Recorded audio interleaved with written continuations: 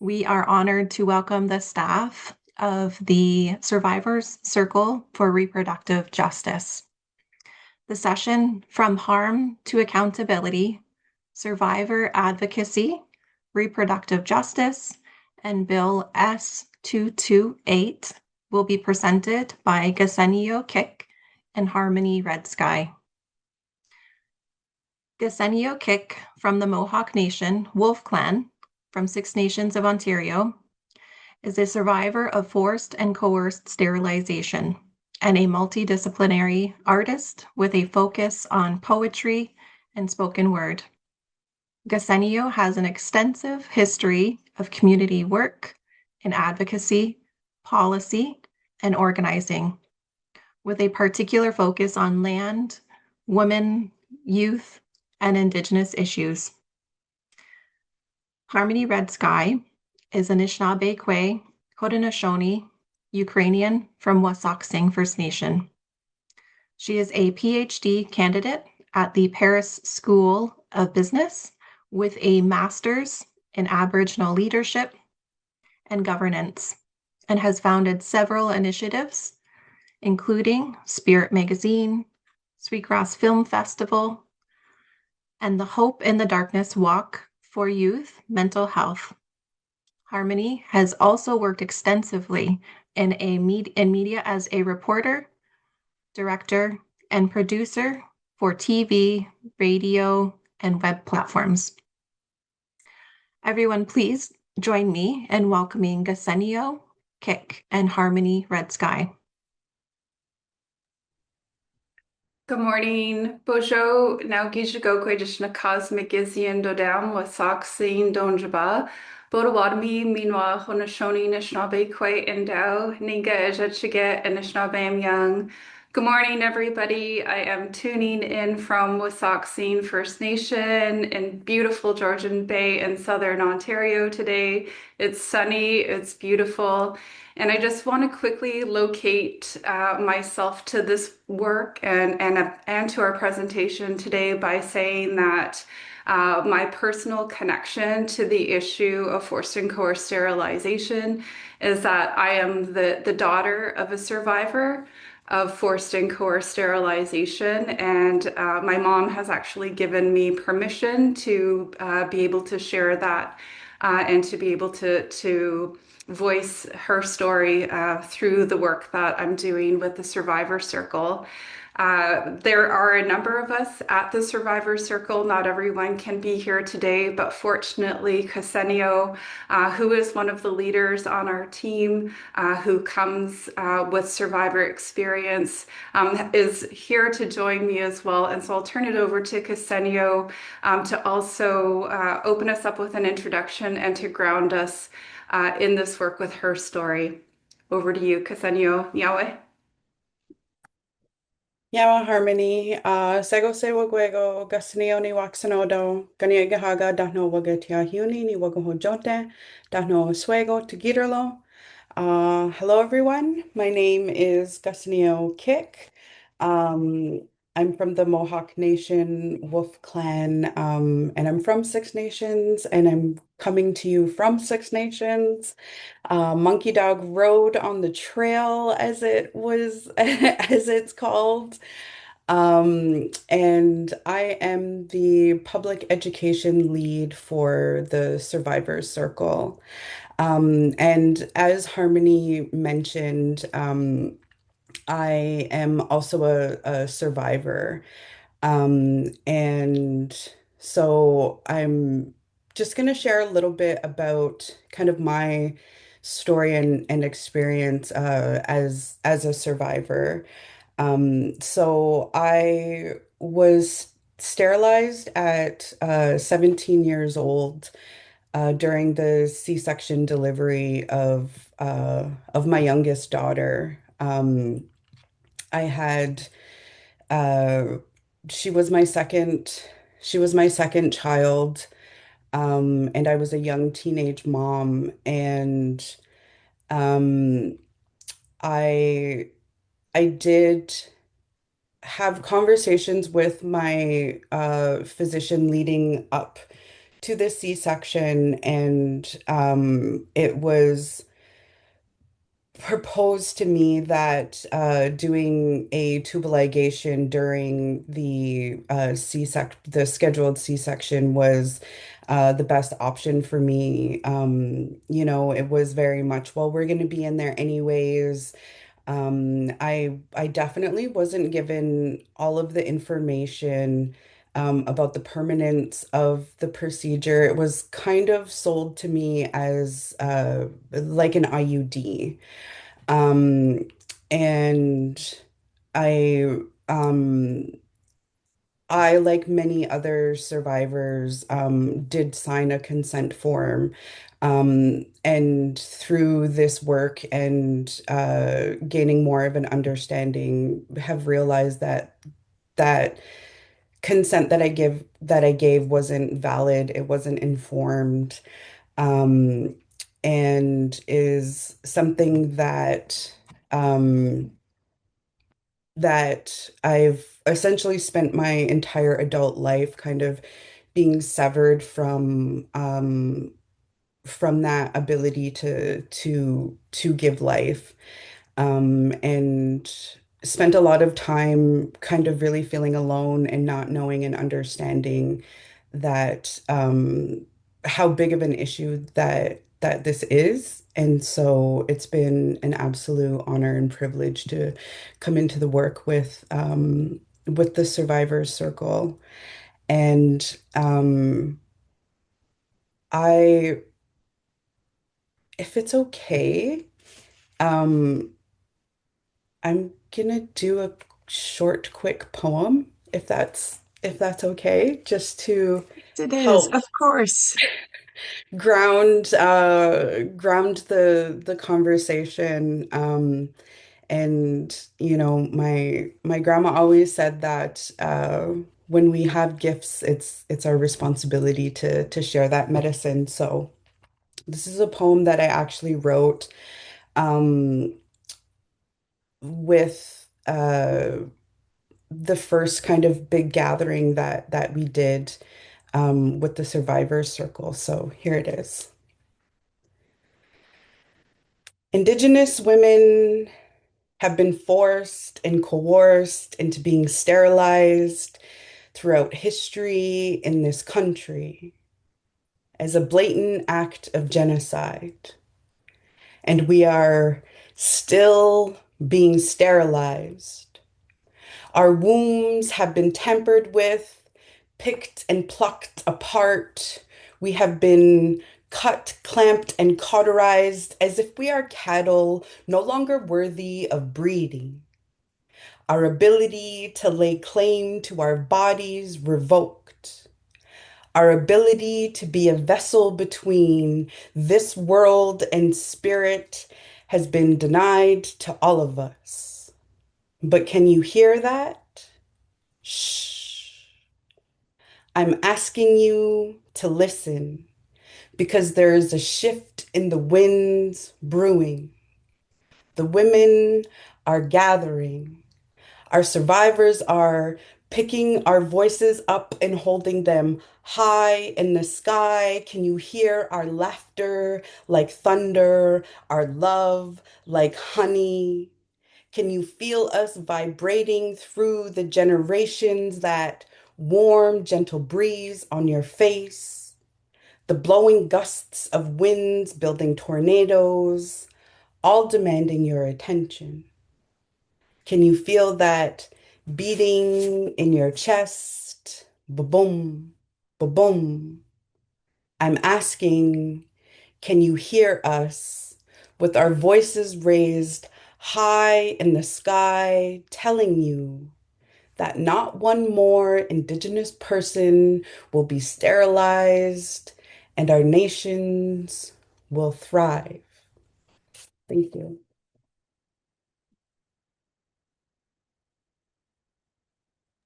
Thank you, thank you, thank you. Thank you so much for giving me the space to share that poem, and yeah, I feel like we have a good grounding to jump into the presentation now. Great. So I'm going to share screen and hopefully this works out just perfectly. You're definitely sharing, and you're now full screen. Okay, and so you see everything all good? Yep, Yep. beautiful. Okay, super. So we will get into the presentation now, and I just want to preface before Kahsenniyo starts off on our slides that if you see our logo at the bottom of the screen, the logo was actually developed and created by survivors in our first get together as the Survivor Circle for Reproductive Justice in July 2024. So from that point, everything really has taken off. And I just want to quickly point out about the logo that it is representative of the 7 generations behind us, the 7 generations in front of us. And for those who are unborn as a result of forced and coerced sterilization, the logo recognizes and honors them as ancestors and as guides in the spirit work that we continue to do. And so you see it resembles a moss bag, it resembles a cradle board, but it also is representative of that sunrise, of that new day tomorrow, and that celestial work that continues to surround us in spirit. So we'll talk probably a lot more off the slides, but we'll jump into it right now because we do have a lot and not a whole lot of time to get through it all. So I'll turn it over to you, Kahsenniyo. Nyawe. Okay, can we move to the next slide? So, thank you, Harmony. We are the Survivor Circle for Reproductive Justice. We are a national not-for-profit organization centered in lived experiences and priorities of Indigenous men, women, and gender diverse people who have experienced reproductive and obstetric violence, specifically forced and coerced sterilization. And our mandate does encompass all First Nations, Inuit, and Métis people across Canada. Our vision is for our people to have total autonomy over their bodies and reproductive health without the interference of forced or coerced sterilization. We are an Indigenous-led healing, we are a survivor-led healing and wellness organization committed to raising awareness and advocating for reparations and the prevention of the continued practice of sterilization without consent. Our values are survivor-led, trauma-informed, cultural competence, meaningful engagement, and transparency and accountability. So, what do we mean by reproductive justice? So, Canada has a long history and legacy of interfering with Indigenous reproductive choice, family planning, and parental rights. These interferences ultimately control and restrict Indigenous bodily autonomy and the right to self-determination. And we are committed to reproductive justice that supports survivors and prevents sterilization without consent. So it's really important to also frame this conversation with the understanding and kind of root the conversation in the fact that Canada did have eugenics legislation in British Columbia and Alberta. So Alberta had the Sexual Sterilization Act that started in 1928 and continued until 1972. And British Columbia had a similar act that actually wasn't repealed until 1979. So it's important to understand this issue in within that context, and also that a lot of other provinces sought to implement similar acts but weren't successful. But that doesn't mean that sentiment and the ideologies around it weren't present in other in all provinces and territories.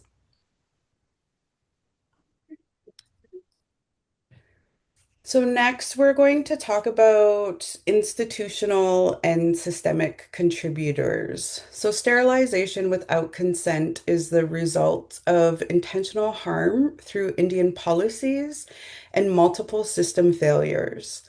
Over time, many of these systems have overlapped and intersected, contributing to the ongoing harm experienced by First Nations, Inuit, and Métis communities. And specifically, we are talking about healthcare, residential school systems, Indian hospitals and sanatoriums, child protective services, justice, and the removal of birth from Indigenous communities. So next we have this timeline of the history of sterilization in Canada.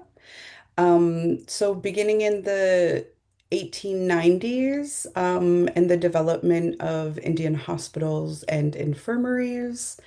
Um, and there have been a number of actions and work that has been happening around this issue for a really long time, um, dating back to the to 1995, where there was a court case in Alberta.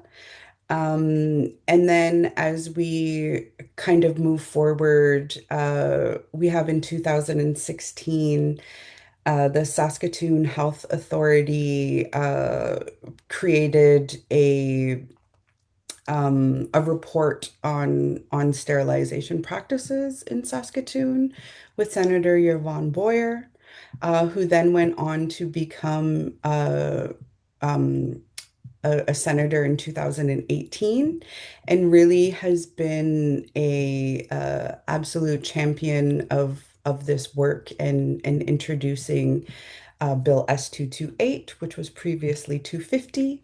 And then we have the development of the Survivor Circle in 2023.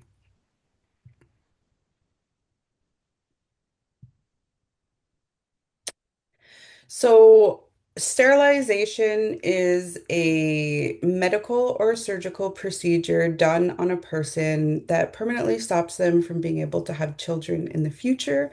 There are many different surgical procedures that would kind of encompass this, but that's just a quick definition. So, when are sterilizations occurring? This is a list of the most common times when Indigenous First Nations and Inuit Métis people are being sterilized without their consent. Um, Starting off with childbirth, it that definitely is one of the primary times when folks are experiencing sterilization without consent. And as you all know, is such a vulnerable time in a person's life. Um, we also have noted them occurring during abortions, miscarriage, uh, during hysterectomies. We also have noted a lot of survivors not knowing exactly when it happened, as well as being admitted for other procedures such as a cyst removal or appendicitis, and then during those procedures being sterilized. So, what do we mean by forced sterilization? So, this is a procedure that takes place without the patient agreeing to have the procedure done. And this could also include the patient actually refusing the procedure and the procedure taking place regardless of their opposition to it. Coerced sterilization happens when a person gives consent verbally, and or in writing, but at least one of these three areas of consent weren't met. So the consent given was not informed. This is when the medical professional does not provide all of the information about the procedure, about birth control options, um, and or it could be the consent was not voluntary. So this is when there is interference, pressure, threats, persuasion to consent to the procedure. And the third is whether or not the person actually has capacity to consent. And this definitely speaks to those that are being sterilized during the delivery or birth procedures. So next, we're going to talk about types of coercion. And there are many different kinds of experiences of coercion, and that includes threat of loss of life, of the baby, future pregnancies, as well as racist remarks. It can also include judgment on their ability to parent, criticism of the number of children, or the partner, or being a single parent. And this also includes birth alerts, and child protection services. We've also seen coercion come from foster parents or guardians signing on behalf of the survivor, uh, survivors being given false information about the procedure, or coercion coming from situations of domestic violence, as well as judgment of incarceration, and severity of charges, and this includes corrections.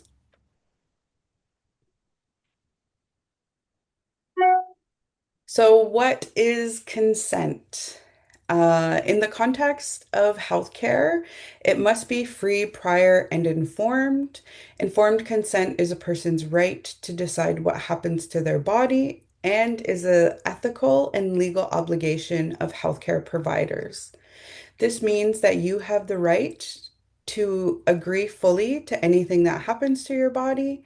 It is common for survivors to question or feel unsure if they gave valid consent. And there are two things that is important for everyone to know about sterilization and consent. The first being that you have a right to say no to being sterilized, and that the doctor must obtain valid consent from you. So next we're going to talk about our work with Bill S-228. So Bill S-228 is a federal bill that provides clarity and greater certainty to the criminal code to clarify that sterilization without consent is in fact assault. And the work that has been done around Bill S-228 has been going on for a really long time. And originally, this bill was introduced as S-250 by Senator Yvonne Boyer.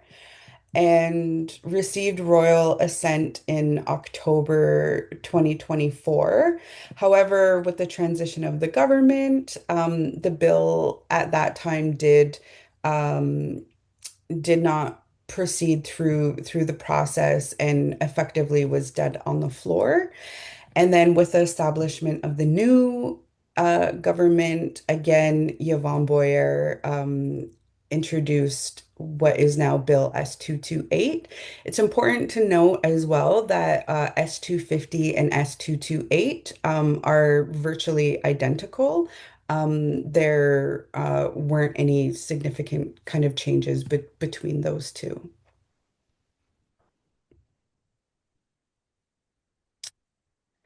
So, what is currently happening? Bill S-228 received unanimous support at its second reading on February 26th, so last week. All parties agreed to support the full passage of the bill, and it was directed to the Committee of the Whole. So this is definitely a huge win for survivors as well as the work of the Survivors Circle.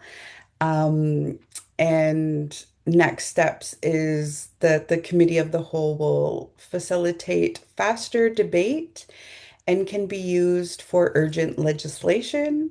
Several witnesses will be called to testify in the next few weeks.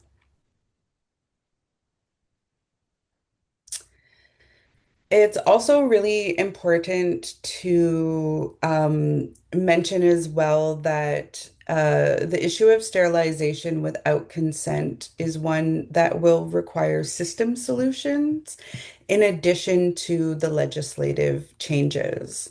So, some of those things are a medical consent framework, trauma informed, and survivor informed, hospital policy reform, mandate a review of federal and provincial records of past sterilizations, implementing reporting processes that are culturally safe, develop federal and provincial policies and training programs, implement mandatory training for federal and provincial criminal justice systems, and legal assistance and support services for survivors. So I'm just going to jump in here and add that the Survivor Circle for Reproductive Justice has developed a guidance manual on consent. And that has been developed with survivors as well as the legal experts and our expert panel, which consists of physicians, midwives, and OBGYNs. I think some of the midwives that are actually here joining us today have contributed to this work. It is a first crack at developing a framework. It has been something that has been on the minds of many policy makers for some time around what the implementation of Bill S-228 would actually look like. And it is a document that we do have available that has been shared publicly, and we can share with you all as well if you're interested in seeing a copy of it. And so I just wanted to add that piece because really that is for us the starting point is really working on that public education of the of informed consent. We know that there is opposition to the bill, largely from the OBGYN community. And so again, there is a lot of work that we need to do there around misunderstanding of the bill and its intentions. Really, this is intended not only to bring justice to survivors for those who have already experienced forced and coerced sterilization, but it is to prevent further harm. And so anything we can do to support that work that needs to happen, you know, at the hospital bed, in the clinic around informed consent, that's really, really the next step around the implementation and the system solution for for Bill S-228. This is just a snapshot of some of the things that need to happen. Of course, there's so much more within the healthcare system, and particularly around the role and the advocacy we've been doing to see how integral Indigenous midwives across the country are to the implementation of the bill, and that patient advocacy, patient navigator role when a woman who might be pregnant, about to deliver, getting sent to the urban center for the delivery of her baby alone, or if it is someone at their routine, that this question really gets asked because informed consent is not just a signature on a consent form. And so that's something that we really, really do want to stress and communicate. And sorry, I don't know, maybe I should just stop here for a sec, Kahsenniyo, to see if we're okay for time. I think we may be over now. Alicia, Nancy? You are You doing guys have like 10 more minutes. Like, Okay. you're fine. Yeah. Okay, so I think we're keep good, going. Kahsenniyo. Okay, I will do our best to power through. Um, Thank you for adding that context, Harmony. So our work is the pillars of our work is support, advocacy, education, and research. So, survivor support, we have a national registry that survivors can participate in to share their story and document their legacy and really give voice to their story. We also have a healing support fund with some funds available as well.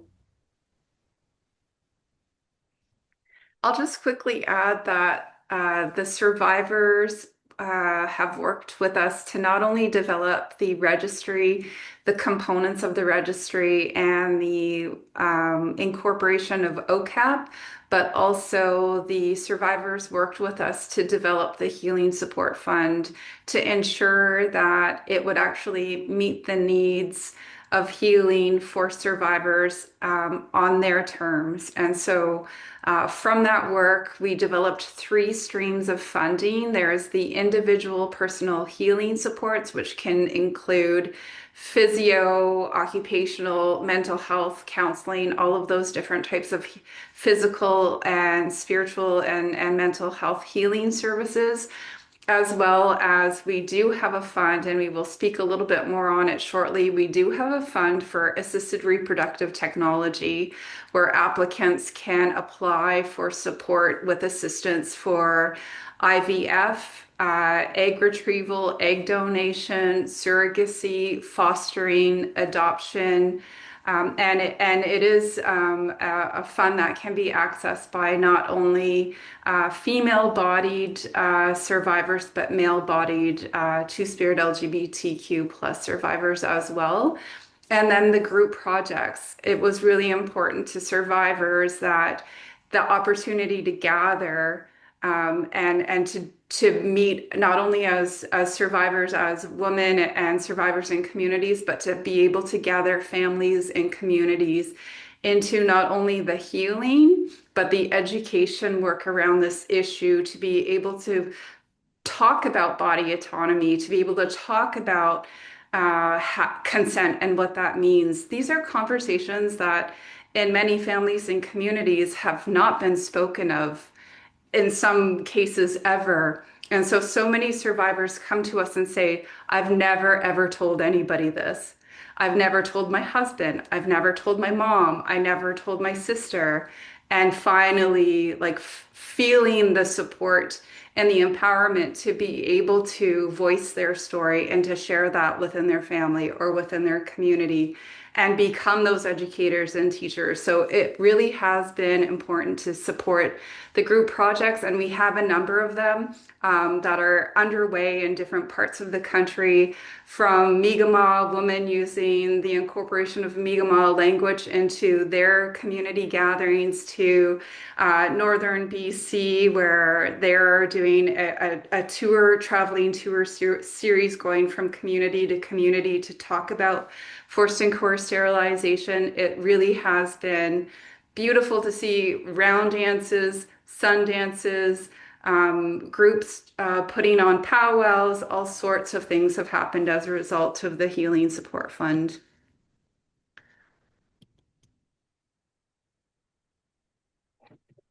So we also offer survivors programming through a number of different avenues. We have survivor support workers. We offer healing circles. We do monthly webinars, gatherings, workshops. As well as mental health supports, including one-on-one counseling, family group, partner and spouse counseling.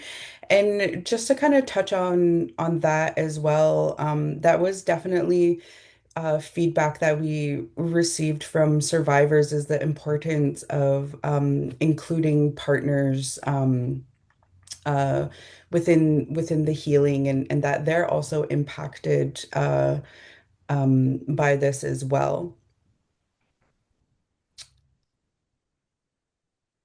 That's the French one. And then we also have our public education work, which is centered around educating the public as well as identifying survivors. As Harmony had mentioned, we're really kind of just coming into this space within like Indian country as a whole, where, we're just kind of starting to talk about our bodies, about reproductive health.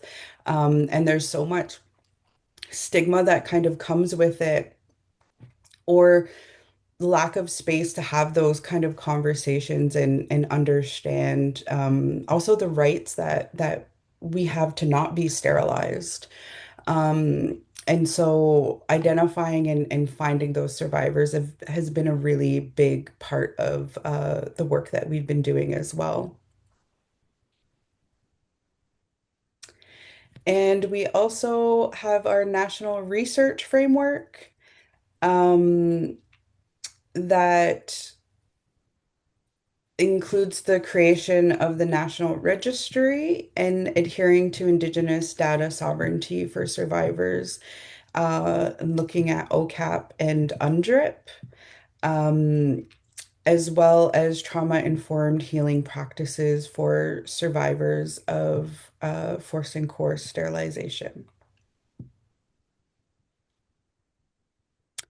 And we have also conducted research in partnership with the University of Ottawa, looking at fertility options available for survivors. And so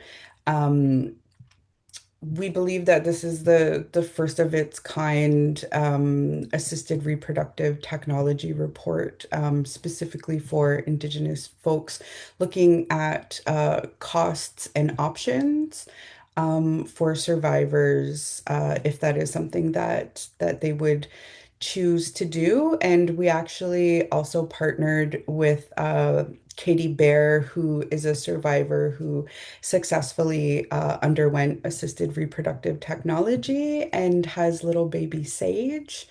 So she was our expert contributor to that research report as well, which we do have available and can share that with you all if that's something that you're interested in. I just want to add here to the recommendations that came out of this report. There are several of them that are pretty significant. As you can imagine, there are not a whole lot of fertility clinics that have undergone any sort of cultural competency training and therefore do not offer culturally safe options and services. And so there may be the exception where we've heard the story of a doula or a midwife providing supportive assistance to somebody looking at and undergoing the journey. But by far, this is an underdeveloped area that we are looking to the National Council of Indigenous Midwives and other Indigenous, perhaps the Indigenous physicians or Indigenous nurses, to also look at that role of not only the advocacy, but the navigator in terms of the cultural safety and cultural competency piece. One of the things that Katie shares with us was the value of being guided through her ART journey with elders and with knowledge keepers, and to be able to go to those teachings that we have, to be able to use our medicines to help her and to pray. Like she put her tobacco down, and I think it was like pretty quickly 6 weeks. yeah, it was really, really fast. And so our report speaks to that. We do have printed copies available in English and French. We are circulating the report to every First Nation, Inuit, and Métis community across Canada to make sure that every health station, every health center gets a copy of it, that this is something that, our frontline workers and community get to have a sense of, knowing that there are survivors in likely every community, every Indigenous community across the country, that, we really need to build up these resources and these supports for not only survivors, but for families who are also looking at family planning, who may be struggling through the challenges of actually getting pregnant. So just wanted to mention that here. Can we go to the next slide? So how you can support, there are a number of ways. You can request presentations, request information booths if you're having an event or a gathering. You can reach out to be on our mailing list. We also do host the monthly webinars. Some of those are specifically for survivors, but we do frequently have webinars that are open to the public as well. And yeah, sharing our materials, our social media posts. I do believe that we're now connected on social media with you all, as well as displaying our material within your agency. And so these are all ways that you can continue to support